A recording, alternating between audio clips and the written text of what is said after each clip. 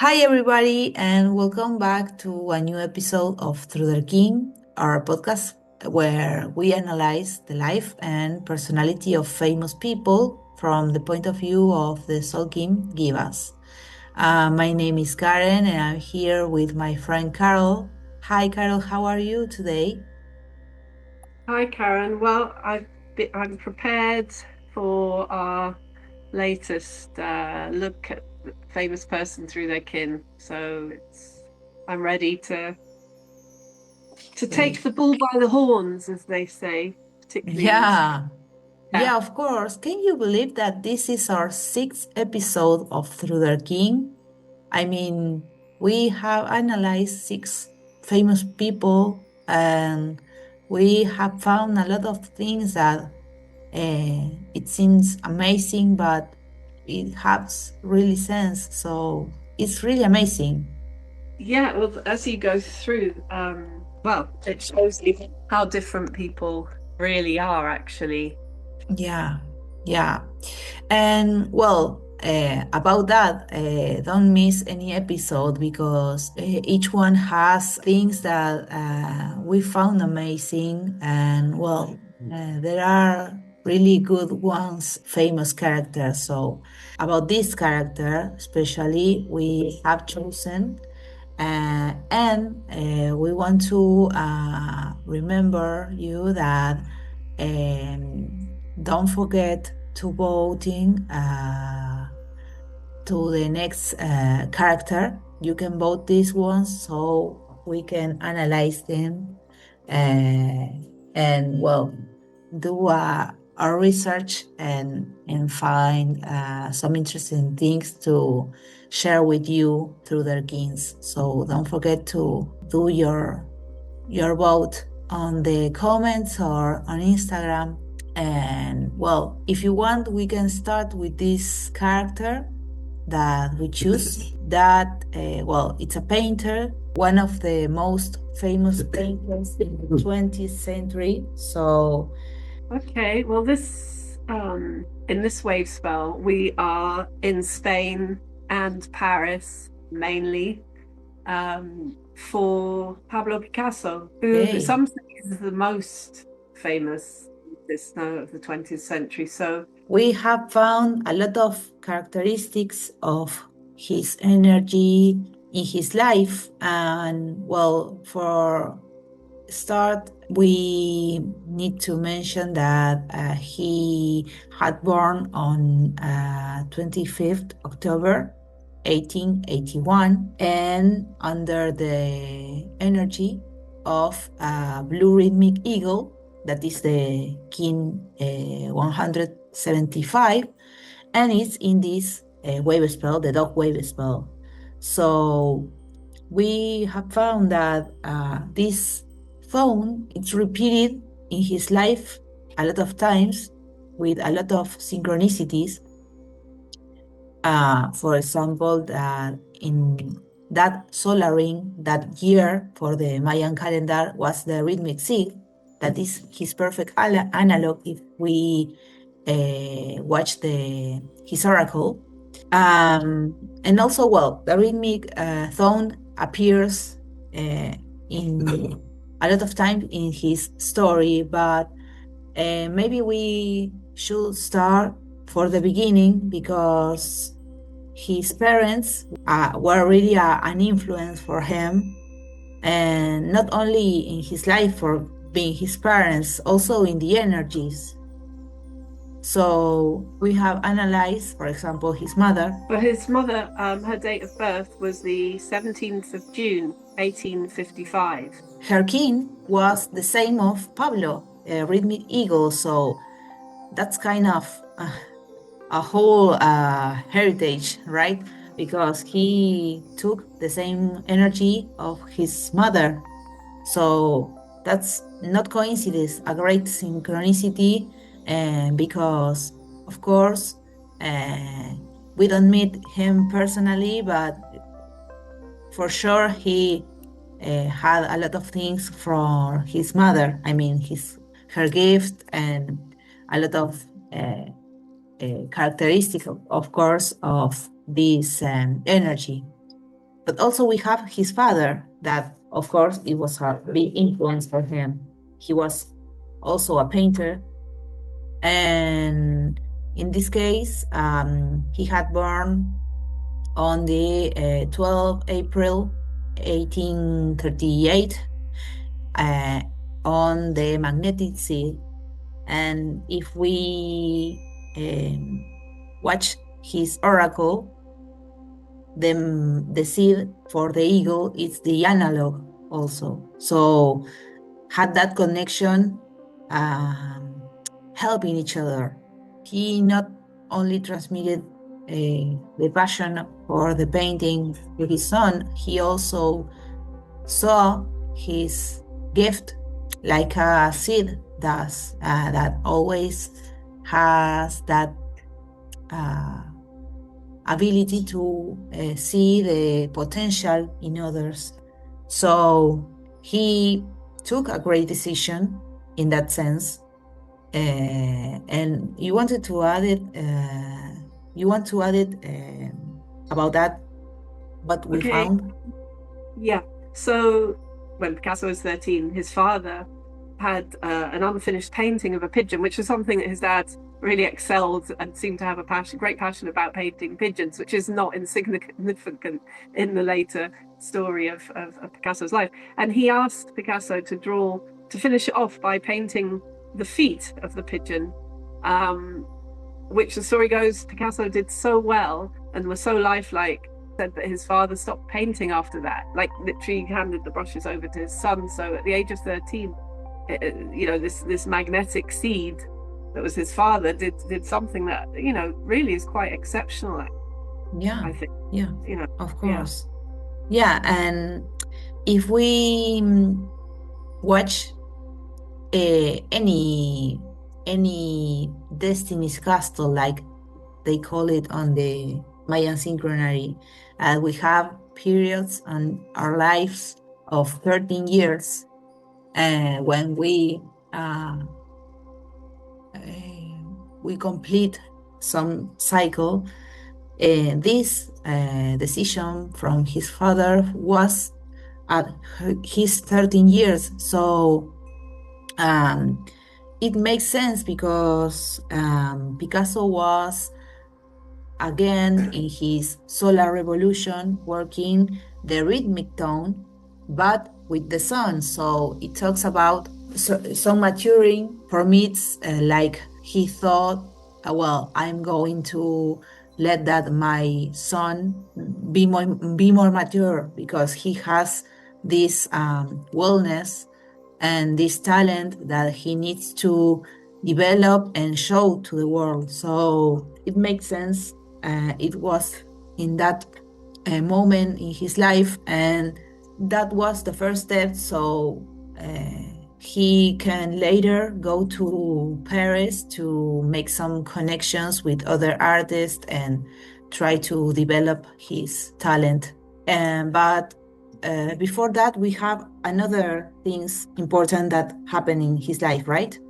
We don't have many dates for everything to do with Picasso, because like his works of art, we have years, but we don't necessarily have dates. However, Yeah. we have dates for the birth of his, for example, his sisters, and one of them, Conchita. So both quite significant in the sense, well, they're very significant. But Conchita was born in 30th of October 1887, which was self-existing dog in the hand wave spell. However, she had an illness and she died age 7 on 10th of January 1895, which was the overtone earth of the Skywalker wave. When she was dying, Picasso made a kind of slightly unusual way of doing it, I find, but he apparently made this wish or prayer, maybe more exact, to God, and he said, if Conchita lives, I promise I will not paint again. So this is, and it's kind of peculiar because I actually think that, like, not how most people would say it. So that's the age when she's was 7 on the one hand, and on the other hand, Lola was born 28th of December, so that's his older sister on Galactic Wizard in Ham Wave Spell. So just to stick with his family just initially, because it's so astounding, really, how his his own kin, and that of those, particularly his family, are so much reflected strongly in his later story. And one of them is that Conchita, this self-existing dog, that energy is the combined energy of Picasso and Braque, who were together were the creators of the Cubist movement. And his great, one of his great collaboration was the same Yeah, as Conchita's birthkin. And yeah, with Lola, her birthkin was the same as his first great love, who's called Fernand Olivier, Galactic Wizard Handspell. And also, it was the date of death of Dora Maar. Can't really separate Picasso's art from the people around him, certainly the close ones, the lovers, and the family. So significant, very, very significant, have, the connections between the kins here. So, yeah. yeah. And let me add it something that I found between you were speaking about that. You said that Conchita dies at on January 10, 1895, on Overton, Earth, and that's the same kin for the Pablos Cicrono. So that connection, for me, it makes a lot of sense because the Earth talks about the synchronicity and the signs that you can find to um, be sure that you are going in the right way. And well, I think he was really influenced by this king because it's really important in his birth chart, in his life. But also, it's like you said, it was like he asked for a sign that he had to, he make a promise if she didn't die, he will stop to painting, Yeah, I and that suppose it was his passion. So sacrificing what he most likes. yeah, yeah. Yeah, So those there's a connection really deep really, there. yeah, Yeah, and we are talking about his relationships, his family, and also the women that uh, when part of his life, because we are in the dog wave spell, and the dog talks about the connections that we have with the people around, the power of the heart that connected from your heart with the people that surround you, and talks about the loyalty, and talks about also the the deepest connections that we you have in life, working, of course, in your own heart and your unconditional love. So of course we can find a lot of meanings for that purpose that the dog show us, and so we can continue talking about his art and different things that happen in his life, um, of his family, or also in with the process of doing his art. But we have another synchronicity with his family, with his children, right? yeah. With Claude, he had 4 children. Hmm. Yeah, and Yeah. 2 of them were to Francois Gillot, who was his, out of all the women he was with, and he had very different relationships. She was really his most equal. Um, so Claude and Paloma were the offspring from this relationship, and Paloma Picasso is really very well known in her own right, and is the still living today. She's still the only child of his is still living today. But Claude was born in the same wave spell, but was the wind kin, so cosmic wind. And it was really came to one's attention because amongst all the different works of art that they were very Picasso was very prolific with his art. There were some maybe one, two, or three works of art that really are said to be his greatest. And we for this sake of this connection with the Kins, we'll jump to 1937, which was his work of art Guernica, which was a commentary, a criticism and on the war, on the Spanish Civil War. And it was shown at the Paris International Exposition on the 25th of May 1937, which was Cosmic Wind, and which is an amazing synchronicity again, that his expression of his art, the ultimate expression of what he was going to leave behind, maybe with it being the last tone, as his what's the word, as his legacy, but in fact he others was this Cosmic Wind, which was also his Claude's kin. Yeah. So, Well, yeah. he started to, I mean, this, for those one that maybe don't know all the art of Picasso. I mean, he's really famous, but could be someone that don't know all his work. So he inspires this painting in a bombing in the Guernica city or place. And that was on April 26, 1937. He found out about that on the 1st of May on 1937. So that inspired him to painting this. This art was commissioned by someone to him, but he wasn't that inspired. So when he found out about this, he started to painting on May the 1st, 1937, and he finished it after the disposition that you mentioned. And what I want to say is that he was with Dora, and she documented all the process, and well, all that period until the Guernica was ready to appear to the world, was in the process from the seed wave spell until the night wave spell. I mean, he passed through his own wave spell between he was painting this great art, that, well, if you saw it in the screen, we will share the painting.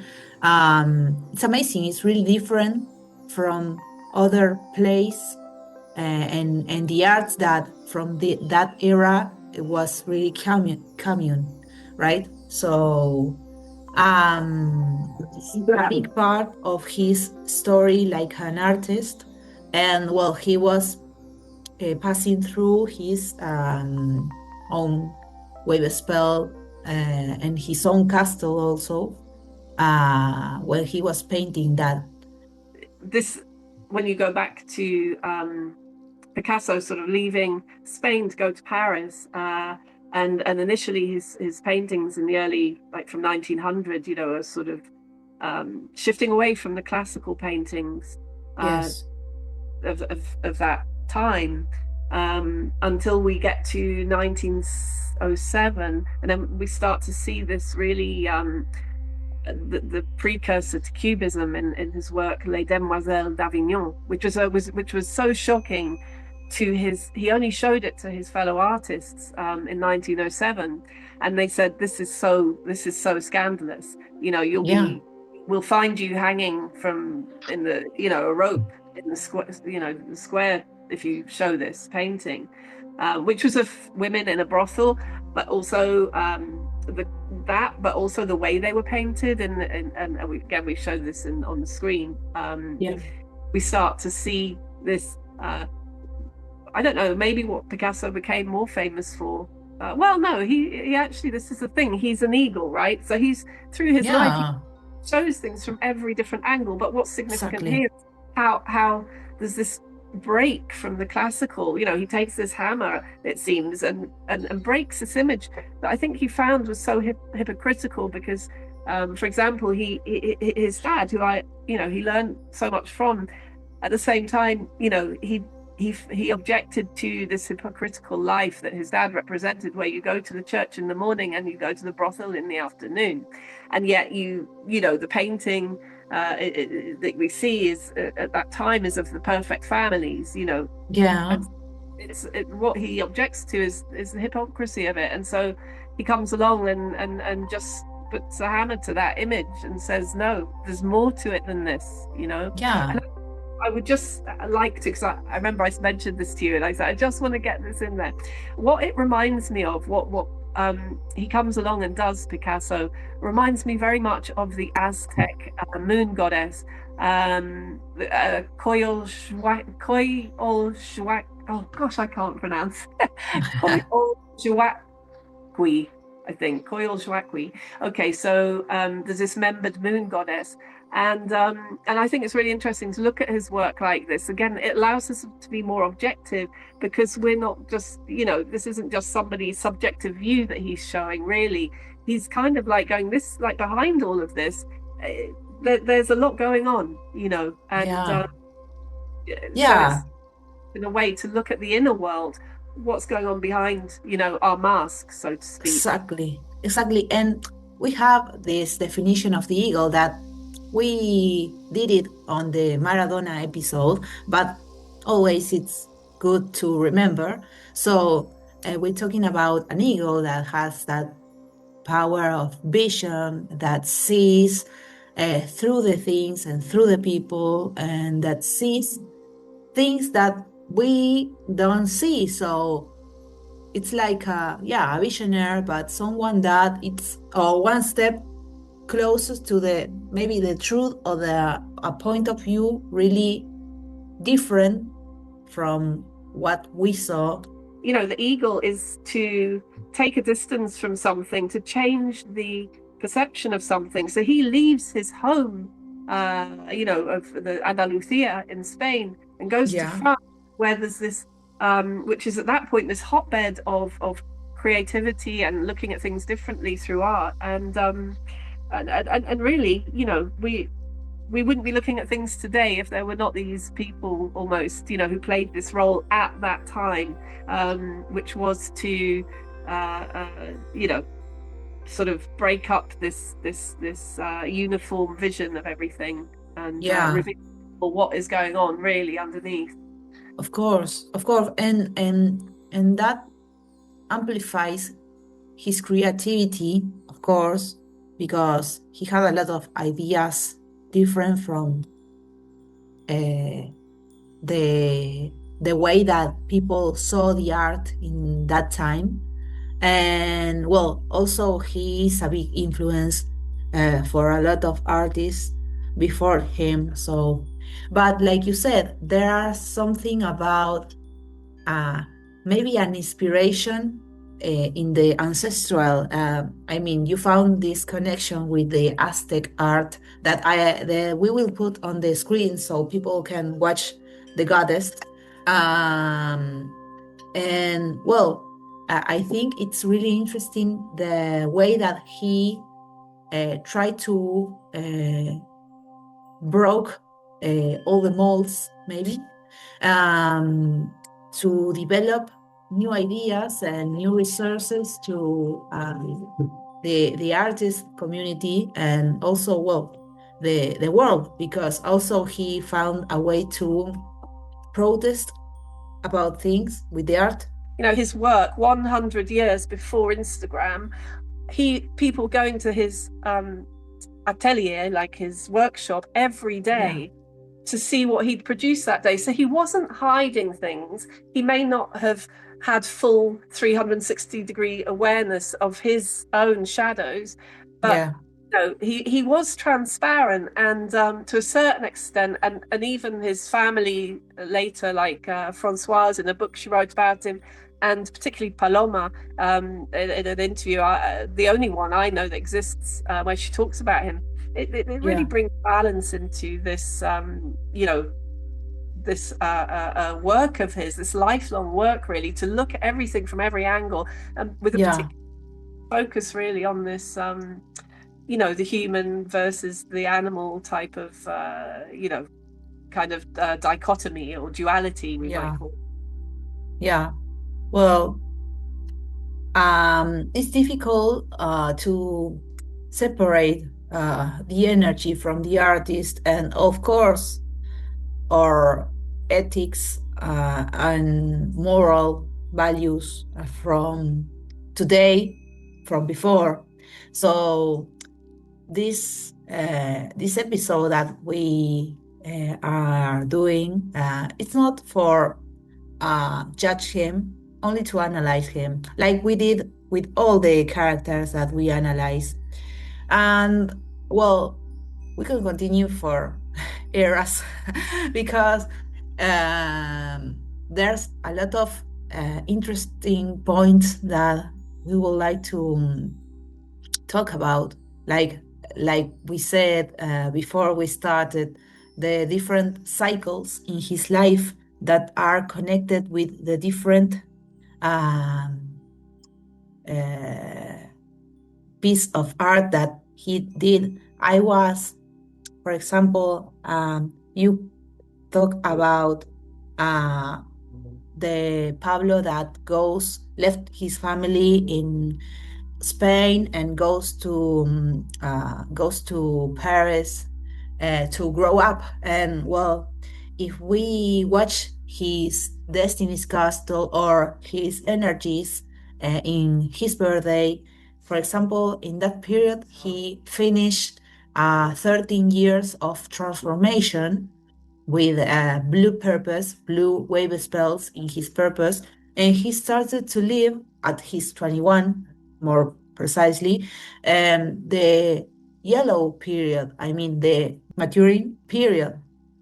And after that, also, like I was saying to you before we start to recording, we can also analyze the different periods or eras on our life with the tones that we work on our birthdays. So we are talking about periods of 13 years, like we said, for example, with the event between uh, Pablo Picasso's father and his decision to stop painting.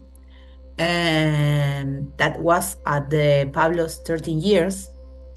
And for example, I was watching that he painted the Les Demoiselles d'Avignon in 1907. That was at his 26 years. That was 13 years before that, and it was in his perfect on his perfect antipode.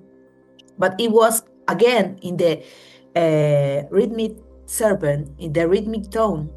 That was one of his most famous arts or works.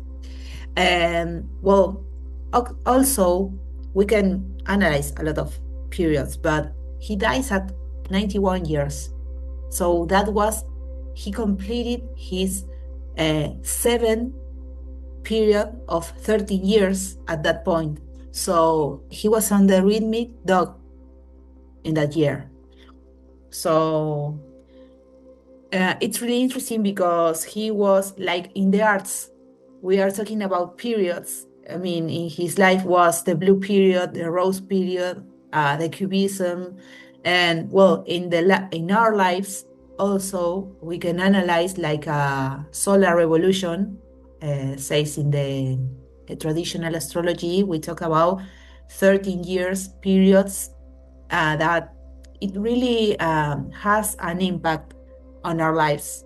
According to both his ex-wife, Françoise Gillot, and Paloma, he really, people loved him and animals loved him. They had a lot of dogs in their family, but over time, but they said that all animals just used to kind of be drawn to him, you know?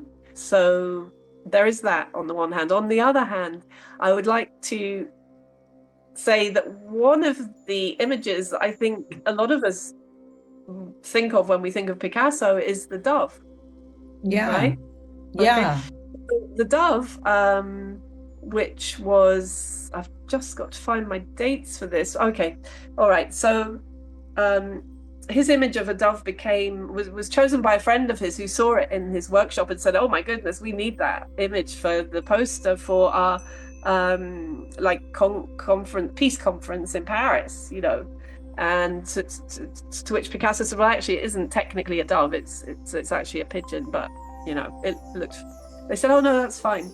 Anyway, the peace conference for which this poster was produced using this image began on the 20th of April 1949, and really quite beautifully, Paloma Picasso was born the day before the conference started, and therefore she was given the name Paloma.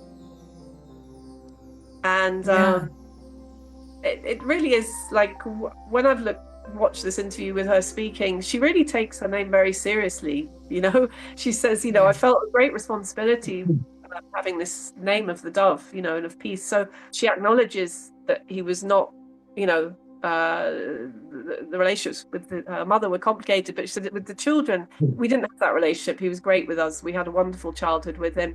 And in fact, you know, when we were not able to see him later in life, that was more to do with his next wife than with him, you know. So we yeah, must to judge people, and we must apply the rhythmic eagle energies to not, you know, judging people so yeah, quickly. Yeah. of course. Well, I was thinking that like this wave spell transcendence is the wind, the cosmic wind.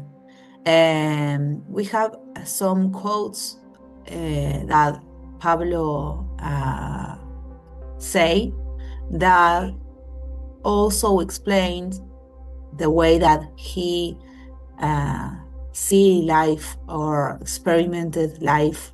So if you want, we can put some of them on the screen, but I think it's interesting mention some of these phrases because there's a lot. There's a lot. I mean, because in the final of the wave spell, we have the the full picture, like the purpose is completed. So we transcend with that energy in the cosmic tone. So speaking, express himself, it was the way that he had to show to the world uh, which one was his purpose with the dog and of course the rhythmic eagle. So do you want to share some of your favorites? Yeah, I think this one, because it also follows on from what you were just saying about the cosmic wind, kin. The meaning of life is to find your gift, and the purpose of life is to give it away. I like that one for the wave spell, that the dog Yeah, wave spell, and his and not I'm not we're not looking at the shadow here, okay? yeah, So yeah, of course. I I mean, think these phrases right, are an influence for other people because it's the way that we remember these characters with those phrases. So, for example, yeah, if you ask me this phrase, all children are artists, the problem is how to remain an artist once he grows up. So it expressed his challenge on his wave spell. The lunar monkey is the challenge of this wave spell, and it talks about the creativity and the imagination that children naturally have, uh, and I think uh, for the uh, for a lot of people, it's difficult to develop through her life, through its life, because it's difficult to being in adult to grow up and continue doing the things that you did in your childhood. So it's really interesting because also it has a connection with our childhood and well, all the children that has that art, this natural art in his in their abilities to develop. Yeah. And I think that's a nice note to sort of end on, really, is that, coming back to that wish to look at things through a child's eye every time. I always try and come back to look at it like that, even because life contained us, to say the least. Yeah, and there's another quote that it has a connection with this one that I mentioned. It took me my whole life to draw like a child. Yeah, it's really amazing because he recognized that children has a natural ability or gift to develop their art. So maybe that is the sense of all this, that we don't have to lose that creativity, that power that the children has, and that we all have on our lives, because that also connects with the philosophy of the Tzolkin. I mean, time is art, so it makes sense for me. I don't know for you, but it makes sense for me. And We are, again, you yeah, put time travel. This is a great thing about looking at this. Time travel back over 100 years, 150 years. Children, sometimes they didn't have a voice. yeah, Women didn't have a voice. Children didn't have a voice. And, he's, so he's really, what he's saying to us might sound more usual to hear these days, but back then to see things through the eye of a child was really counter culture. mm, yeah. Thank you for listening to us. Again, remember to vote for the Night Wave spell and the Warrior Wave spell, which is your favorite character. And of course, if you want to know more about your own kin, I would let you my WhatsApp number to connect us and send me a message to ask for your kin. And of course, meet us again on the next episode of Through Their Kin on the Night Wave spell. Well, thank you, Carol. Thank you. Bye, everyone. Bye.